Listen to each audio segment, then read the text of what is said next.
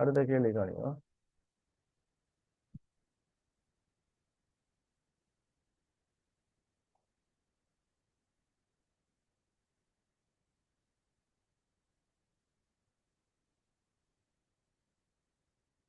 Twelve six கார்பனின் molar திணிவு, molar திணிவுனா ஒரு மூல அணுக்கள திணிவு 12 ஏஎம்யூ.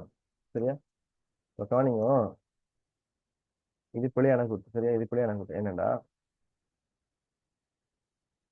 ஒரு மூல் டுவெல் சிக்ஸ் திணிவு வந்து திருத்தமாக 12 கிராம். சரியா? ஒரு மூலண்டா 6.022 தர 1023, அதாவது அவகாதரோ மாறிலி எண்ணிக்கையான அணுக்கள். இவ்வளவு அணுக்கள திணிவு தான் 12 கிராம். 12 கிராம். ஆகவே ஒரு டுவெல் சிக்ஸ் கார்பன் அணுவின் திணிவு, அணுவின் திணிவை பார்த்தோம்டா, இப்போ 6.022 தர 1023 அணுக்கள திணிவு 12 கிராம்டா. ஒரு அணுவோட திணிவு என்ன வரும்? ஒன்றின் கீழ் இதை மாற்றி எழுதலாம்.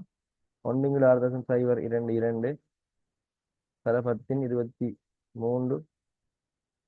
தர 12 என்று மாற்றி எழுதலாம். புரியுதா? இந்த ஒன்றின் கீழ் அவகாதரோ மாறிலிக்கு தான் இதைத்தான் நம்ம என்ன சொல்லுவோம்டா, ஒரு அணுத்திணி வலகன்னு சொல்லுவோம். ஏஎம்யூ, ஏஎம்யூன்னு சொல்லுவோம். ஆகவே ஒரு ஏஎம்யூ 12 இருக்கணும்டா, 12 ஏஎம்யூ என்று வரப்போகுது. இந்த 12 ஏஎம்யூ எதுக்கு சமனா இருக்கும்? ஒரு கார்பன் அணுவின் திணிவுக்கு தான் சமனாயிருக்கும். ஒரு டுவெல் சிக்ஸ் கார்பன் அணுவின் திணிவுக்கு தான் சமனாயிருக்கும். சரியா? இங்க சொல்லப்படுது என்னண்டா, மாறி ஒரு மூல் அணுக்கள திணிவுக்கு சமன்னு சொல்றாரு. ஆகவே பிழை, பிழை. ஒரு டுவெல் சிக்ஸ் கார்பன் அணுவின் திணிவு தான் 12 ஏஎம்யூ வரப்போகுது. அதே முதலாவது கூட்டு பிழை. இரண்டாவது கூட்டு கவனிங்க. டுவெல் சிக்ஸ் நியம அணு ஒன்றின் திணிவு சார்பாக ஏனைய மூலக அணுவின் திணிவை ஒப்புடல் சாரணு திணிவாகும். இல்லை, இதுவும் பிள்ளை. என்னன்னா, டுவெல் சிக்ஸ் கார்பன் அணுவின் திணிவின் 12 ஒரு பங்கு சார்பாக தான் ஒப்புடுறேன். சரியான? அப்ப மூலக அணு ஒன்றின் சாரணு திணிவு சமன், மூலக அணு ஒன்றின் சாரணு திணிவு சமன்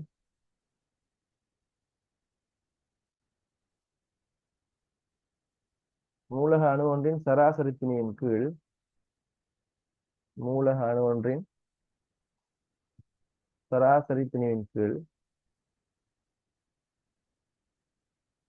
12 கார்பன் அணு ஒன்றின் திணிவு அதுல 12 ஒரு பங்கு. அப்ப 12 கார்பன் அணு ஒன்றின் திணிவின் 12 ஒரு பங்கோட தான் அந்த மூலக அணு ஒன்றின் சராசரி திணிவை நம்ம ஒப்பிடுறோம்.